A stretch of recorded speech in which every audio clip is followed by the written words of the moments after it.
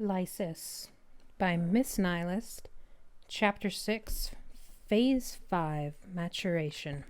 After the nucleic acid, genome, and other essential proteins are packaged within the capsid, the second to last step of virus replication can occur, maturation. Maturation refers to the final changes within an immature viron that result in an infectious virus particle. Elena used her microchips to fly the plumber cruiser back to Earth rather than fiddle with the autopilot. She held Ben for most of the flight, shushing him and mumbling empty words of comfort.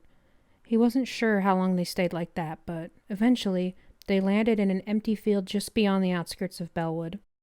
It had gotten dark since they'd left for Galvin Prime, and Ben had the passing thought that his parents were going to be worried that he wasn't home in time for dinner. Then he remembered that his parents would probably never care about him again.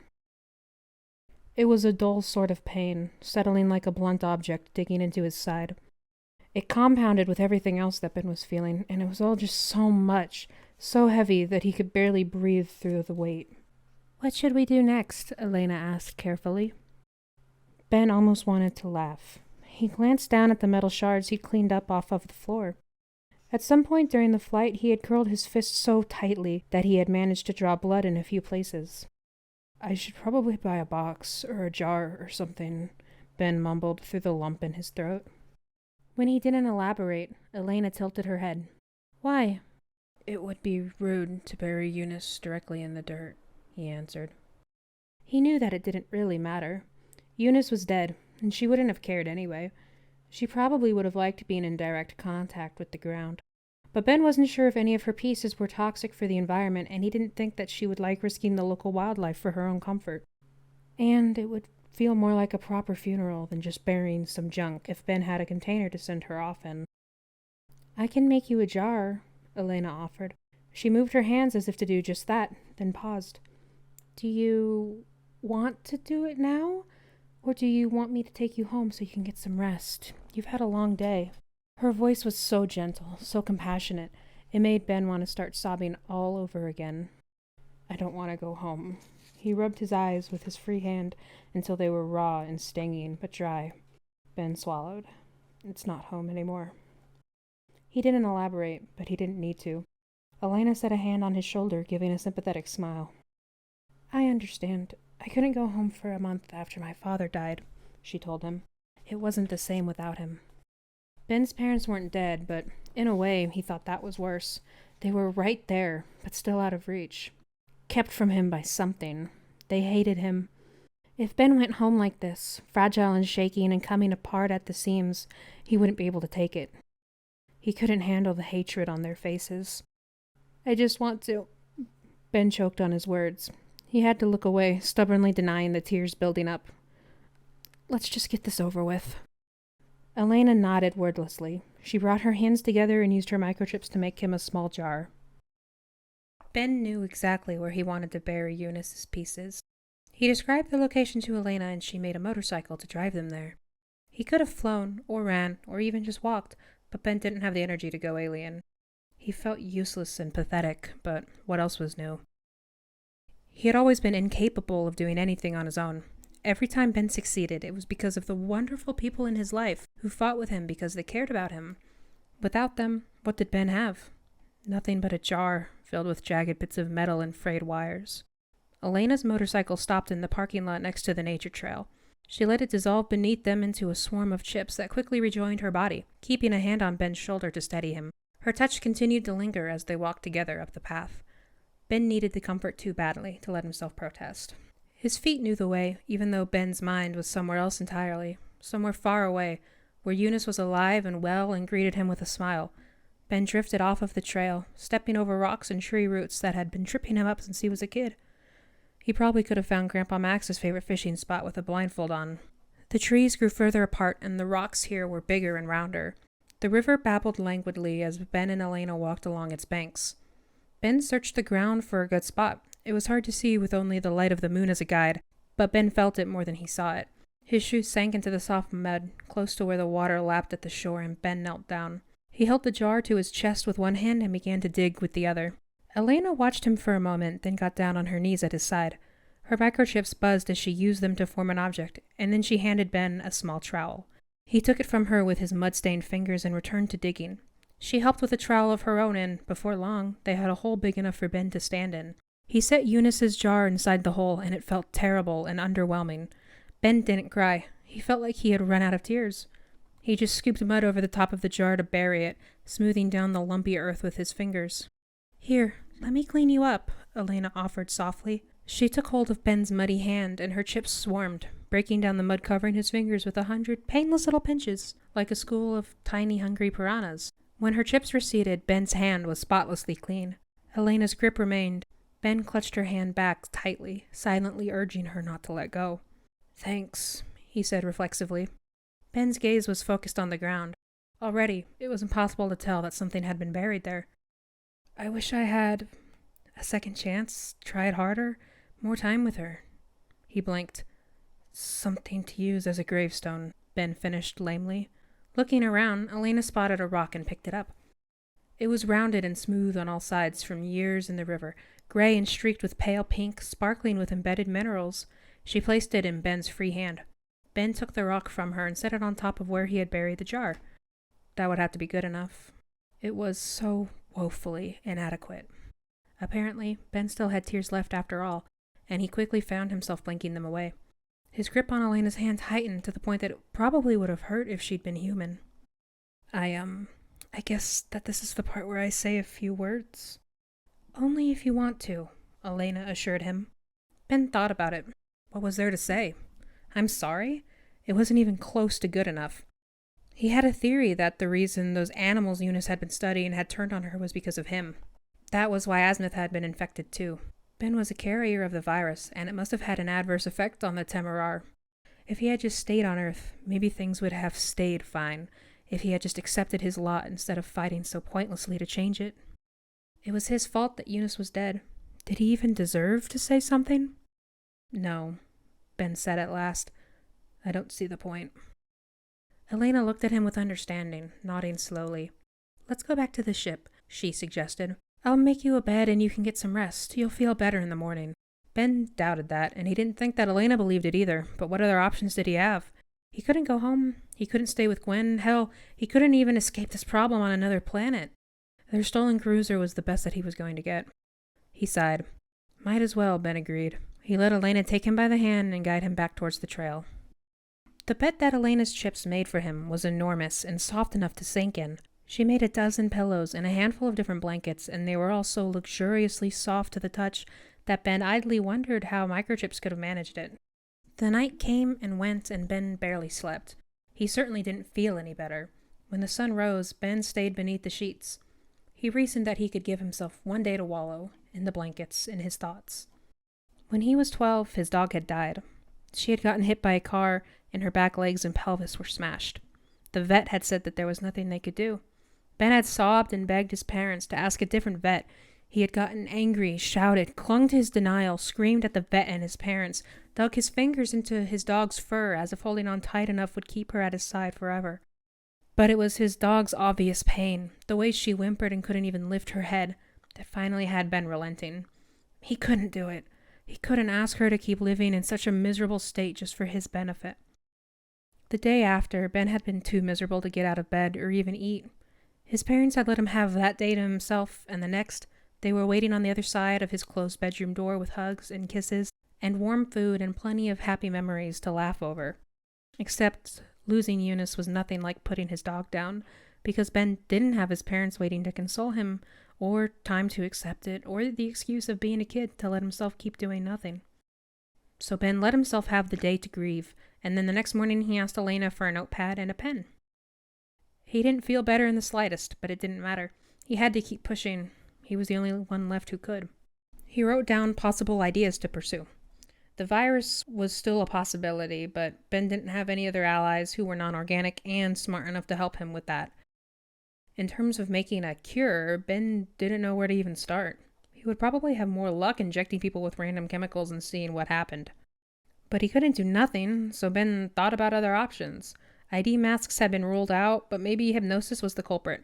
Or maybe it could be a solution if Ben could learn how to do that. Maybe he could use gut rot to cook up an aphrodisiac. It would be another extreme, sure, but with a little luck it would balance out the Ben-hating effects into something neutral. or at least be strong enough to convince people to help him out. Clones and robots and alien imposters were off the table, so it probably couldn't be another plant-based alien hive mind creating physical duplicates either. Through yesterday and continuing into today, Elena had constantly hovered nearby. She didn't sleep or eat or even need to sit down, so she just stood by and watched him. Ben would have found it creepy, but she had said so herself. It wasn't as if she had anything else to do. And he didn't particularly want to be alone. "You should eat something," Elena tried to coax him. "At least have a glass of water. You won't get anything done by denying yourself basic needs." She was right, but even the thought of water made Ben's stomach churn. He hadn't eaten anything for 2 days now, not since he had that snack bar for breakfast and he realized that something was wrong with his mom. He wanted to go home. If he could never return to the way that things were, then Ben at least wanted to sit outside of his own house. He wanted to watch through the window as his mom prepared dinner and his dad set the table, purposefully singing along out of tune with Sandra's radio just to make her laugh. And Ben could imagine that he would walk in, putting on a smile to cover up how tired he was from work, and his parents wouldn't believe it for a second, but they would go along with it anyway to spare his ego, and they would be so happy to see him like they always were. Ben had never thought he'd taken his parents for granted, but now all he could think was that he hadn't appreciated them nearly enough. It really was as if they had died, or something close enough anyway. He blinked, and Elena was much closer than she had been before. She stood at the edge of Ben's bed, expression creased with concern. "Ben, you were zoning out again." "Oh." Suddenly, it was hard to think of anything at all. Ben shrugged. "Sorry, but yeah, I'm not hungry." "You need to eat anyway, even if it's something small." The harder Elena pushed, the easier it was for Ben to tune her out. She must have seen that in his eyes because she just sighed. "All right, I won't push. Can I help you come up with ideas?" Ben nodded. "It's not like I've been making a lot of progress on my own," he admitted reluctantly. There was nothing that Ben hated more than feeling useless. It made him antsy. His nervous energy crawled under his skin, itching for a release, but depression hung heavy on his limbs, and Ben could not even will himself to stand up, let alone do something productive. He felt frayed at the edges, like a rope that was barely hanging on, like a quilt beyond repair, like faulty wiring. Elena took a seat at his side, close enough for their thighs to brush. She leaned onto his shoulder to read what he had written so far, and Ben rested his cheek on top of her head. He sighed, long and heavy. He was so tired, physically, mentally, and emotionally. He just wanted to go to sleep. A part of him didn't want to wake up. "I think it's a virus," Ben murmured, "and I don't think there's anything I can do about it." Elena didn't seem surprised. She just hummed. "Why is that?" "I don't know anything about microbiology, and I can't learn either since I dropped out of high school and everyone I try to talk to is just going to hate me too much to teach me. Where can I go for information if no one is willing to give me a library card, or when every college rejects me? No one is going to sell me the equipment to make a cure, if I could even get that far, and I definitely don't know enough about technology to build some sort of antibiotics machine." "Antibiotics are for treating bacterial infections, not viruses," Elena provided unhelpfully. Her hand rested on Ben's leg, and she was busy rubbing little circles into the spot where his knee met his thigh. Ben continued, "I could probably find some kind of superintelligence in the galaxy somewhere who would be willing to help me out if I paid enough money, but all of my intergalactic currency is handled by the plumbers, and they would have already frozen my assets for stealing this stupid cruiser." He groaned and laid back on the bed, glaring at the ceiling through frustrated tears. "Am I wrong for feeling hopeless? I mean..." Elena looked away, her hands stilling. "I want to say yes, but I don't have any better ideas either. I'm sorry, Ben." She didn't particularly look like she meant it. And Ben laughed. He laughed so hard that his stomach hurt and his grin made his face ache. Elena's hand stayed on his leg, and Ben didn't try to nudge her touch away. "Did you do this?" Ben asked. Elena smiled serenely as her thumb continued its circling. "Would it matter if I had?" she replied, and no, it wouldn't matter. The end result was the same. Whether Elena had manufactured this virus or someone else had, Ben was still stuck. He couldn't cure it. He had gotten his friend killed trying. Nowhere he could go in the universe was safe. It would follow him, like it had with Azimuth. The only person in the world who was still on his side was Elena, and there was nothing Ben could do to change that. Ben could kill her. She had bested him in the past, but if he fought with the intention of ending it instead of simply trying to disarm her, then he knew that he could do it. But there was no guarantee that killing Elena would fix anything. It would just be more blood on Ben's hands, more little metal pieces in the dirt, and then he would well and truly be alone. Somehow, that was worse. His thoughts were interrupted by a noise from outside. It sounded like metal slamming together. Ben turned his head towards the front of the ship in vague interest. What was that? Did a tree fall down or something? Elena hesitated to answer, but then she admitted, "There's been a group of plumbers outside of the ship since yesterday." Ben just nodded. He wasn't surprised. They could track the Omnitrix, and he hadn't tried to stop them from doing so. The plumbers were probably waiting until they had sufficient forces to make an attack on him. He forced himself to his feet. Elena stayed sitting on the bed, watching him.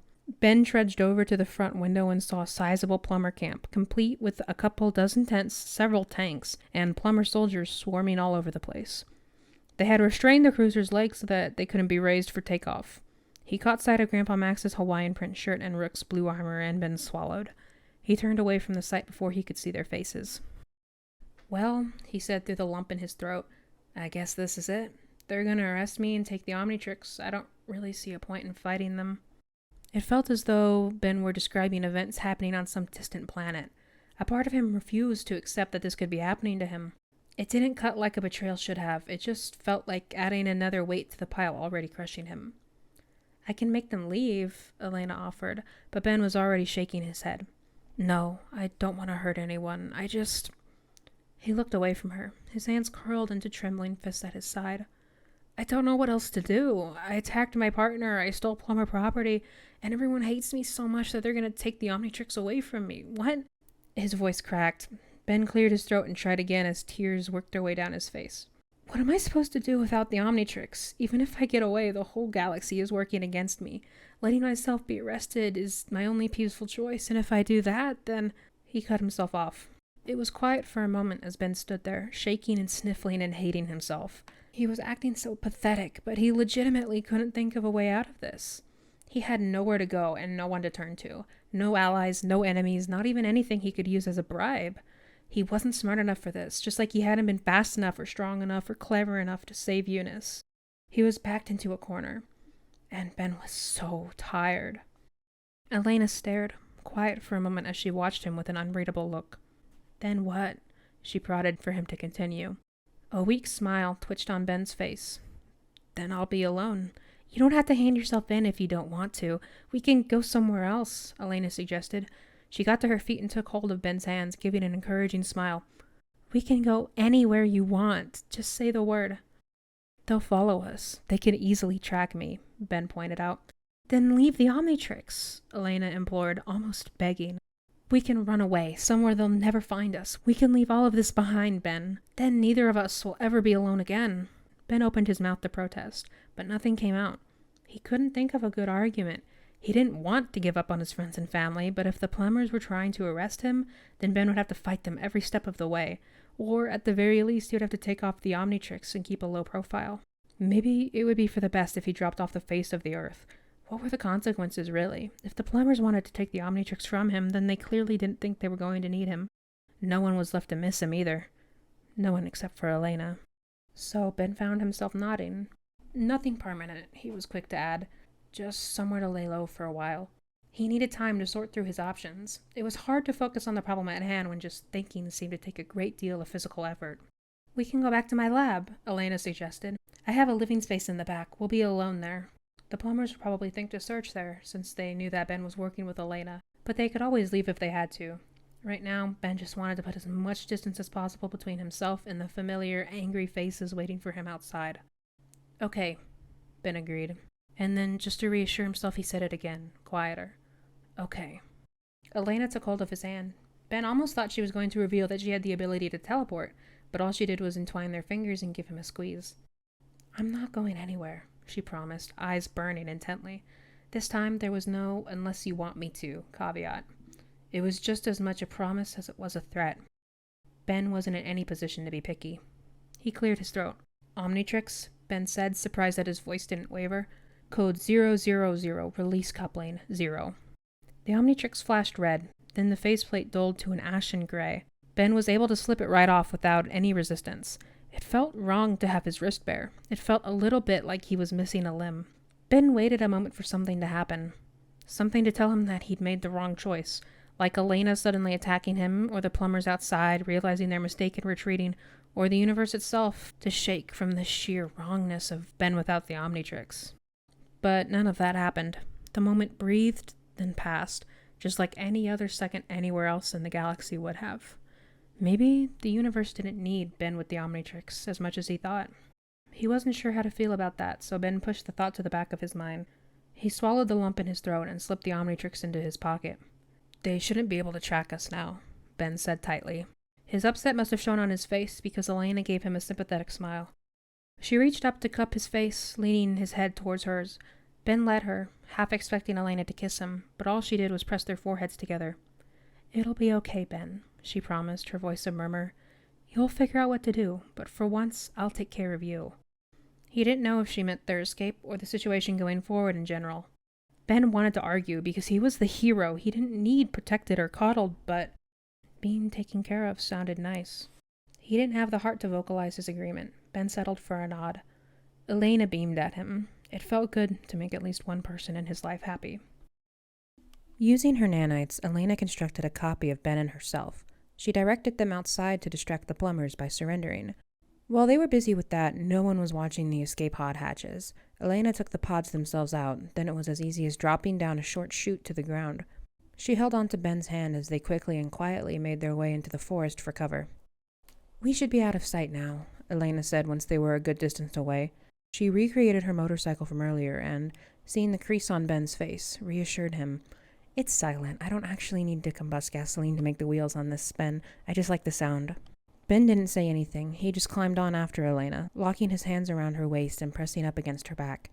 She was always so warm to the touch. He wondered if she was that way naturally or if she did it on purpose for his sake. If he asked, Ben was sure that Elena would tell him that it didn't make a difference. It occurred to him that Elena hadn't done anything for herself at all since she'd first spoken to him, all the way back in that store that Ben had crashed into. She was still doing everything solely for him. Ben felt even worse when he realized that, with everything else going on, he actually felt grateful for it. They reached Elena's lab. She had a small door in the back that led into a cramped concrete and steel stairway. It had one door, behind which was a small bathroom. At the top of the stairs was a 2-room living area. It didn't have a living room, just a bedroom and a kitchenette separated from the foyer by corners instead of doors. "I'll clean up the dust and the mold," Elena promised as she let him in. Ben hadn't even noticed, but he could tell by the way she was fidgeting that it embarrassed her, so he nodded. "But first, go lay down. I'll get you something to eat." "It's fine. I'm really not hungry," Ben tried to protest, but Elena wasn't having it. She shooed him off to the bedroom, using her microchips to clean the worst of the dust off of the comforter before firmly setting her hands on Ben's shoulders and positioning him to sit. Ben frowned, but he didn't try to fight her. Elena left him alone while she went to go get food, and all Ben could do was wait and stew in his own head. It felt like the Omnitrix in his pocket was weighing him down. Like, if he were in water, its weight would be enough to drag Ben to the bottom. From his other pocket, Ben fished out his unfinished list of potential ideas and plans of action.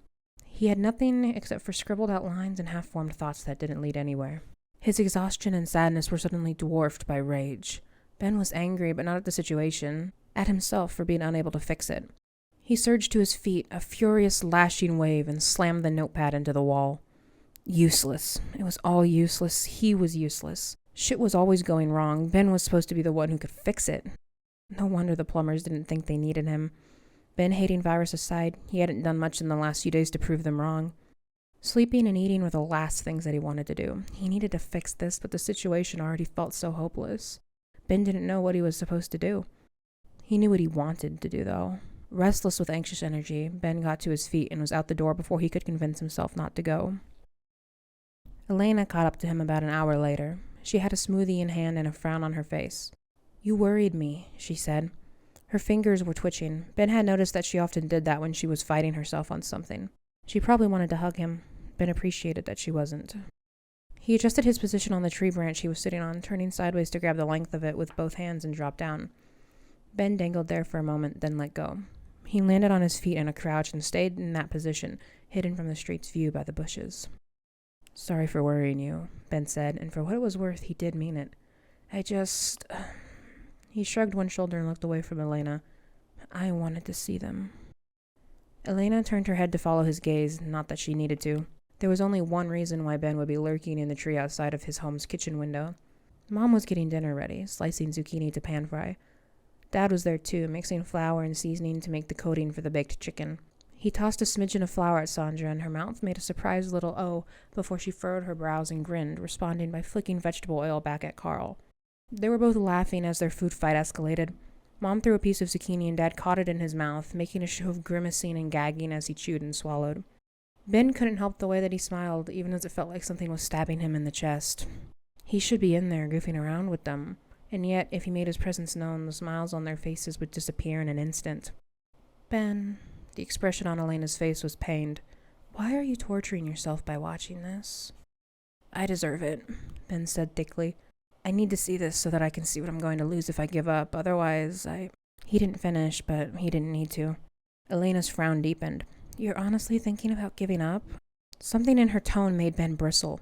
Wouldn't you? He snapped. I mean, what am I supposed to do? I don't have the resources, the smarts, or the skill to figure this out on my own. Hell, the one thing I'm good at is going an alien and punching things, and even if I knew who to punch, I can't even do that without alerting the entire damn galactic government to my location. I mean, do you have any bright ideas? Because so far, all you've been good for is following me around and agreeing with everything I say like the robot you are.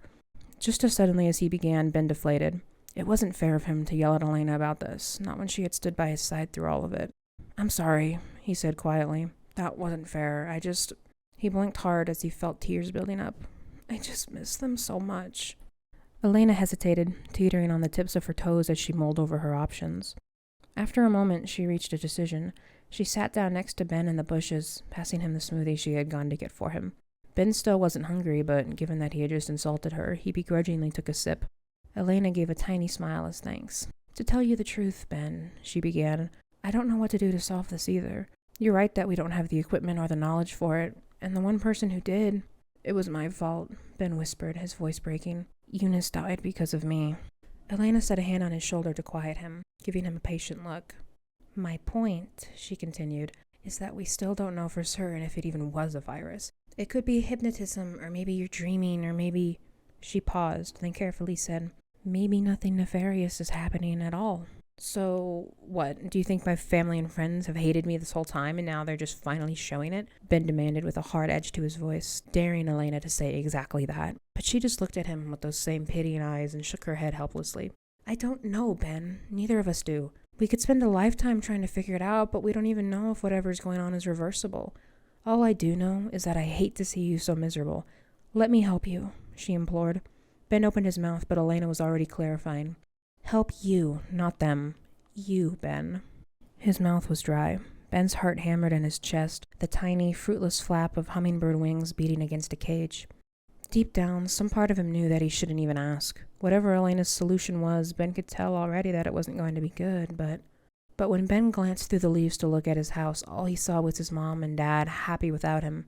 They weren't dead. Ben was. He was an outsider in his own life. If he went to Gwen's dorm room or Max's mobile home or Asma's lab, all of his friends would be the same as his parents. They would hate him. They had finished grieving, and he was the ghost come to cause problems by needling at healed wounds. And Ben wanted help. He wanted someone to hand him an easy solution on a silver platter. He wanted Elena to fill his empty spaces. He wanted her to make the pain go away. He wanted to stop feeling so hopelessly alone. Help me how? He breathed, the words trembling on his lips. Elena leaned in. Her gaze was focused solely on him, and her eyes were like mirrors. It was hard to meet her gaze head-on. In the deep, deep brown of her irises, their surroundings fell away, and it was only Ben and Elena, alone in the world. She set her hand on his thigh, giving a squeeze just above Ben's knee. Elena's lips brushed his jaw, and Ben felt his breath catch in his throat. Join me, she murmured, and Ben froze. Join the hive. You'll never have to be alone again, Ben. I will be with you forever, and you with me. We'll become one. Not even physical bodies will keep us apart. This was the part where Ben should have pushed her away. In a story with a happy ending, Elena was the mastermind who had revealed her plan, and Ben was just pretending to be at his lowest so that she would trust him. Here, he would slap the Omnitrix back on and easily defeat her. Her death would free the people under her control, and the plumbers would apologize for the misunderstanding, and all of Ben's loved ones would be happy to see him again, and he would go to sleep in his own bed as a hero who had once again saved the day against insurmountable odds. But this wasn't a happy story, and Ben wasn't its hero. Because if he attacked her, what then? Could he even win against her? Assuming that he could, that didn't mean that the damage she had done would automatically be undone. There was a very real possibility that Ben would attack Elena and nothing would change. Nothing except that then he would be well and truly alone. If he killed Elena, there was no guarantee that she would stay dead either. She hadn't the last time Ben thought her dead. She had come back and ripped his life apart with her bare hands, smiling in his face about it all the while. She wouldn't stop. Ben knew it like he knew that grass was green and earth was round. Elena would just keep coming back, again and again, always with the same goal in mind. Him. Everything else was dispensable. This time it was Eunice, and next time, could Ben even stand to wake up in his own skin if something happened to Gwen, or Kevin, or Rook, or his parents, all because someone was pursuing him? He felt tears build in his eyes the longer that he sat there still, leeching off of Elena's warmth and her closeness and her sweet, soothing words. And it occurred to Ben that he could say yes, and it would be easy. He could say yes, and everything would stop. No more struggling, no more crushing guilt, no more longing and misery and hopelessness and self-hatred. Ben could give himself over to Elena, and that would be it. It would all end there. He wasn't backed into a corner. This was a web, and Ben was the fly. It didn't matter who the spider was, if there even was one at all. Ben was still trapped. He could thrash all that he wanted, but the web would only tighten around him.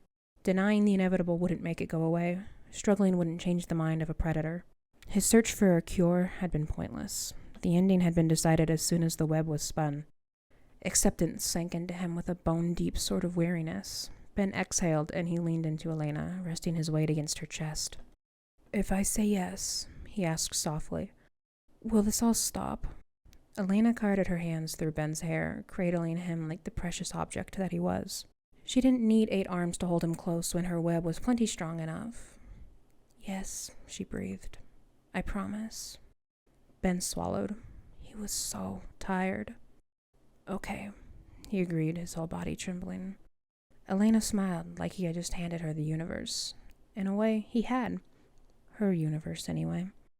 "I love you," Elena said. Ben didn't think that she knew what that meant. Not really. But whatever it was that she felt for him, it was close enough that he didn't pull away when she leaned in. Their lips met. Ben felt something inside of him shatter. He was shattered in Elena's arms, in the mud on an alien moon, on the shopkeeper's floor. His tears finally built and overflowed, burning their way down his cheeks. He hadn't died with Eunice. He had been dead since the beginning. Ben kissed Elena back.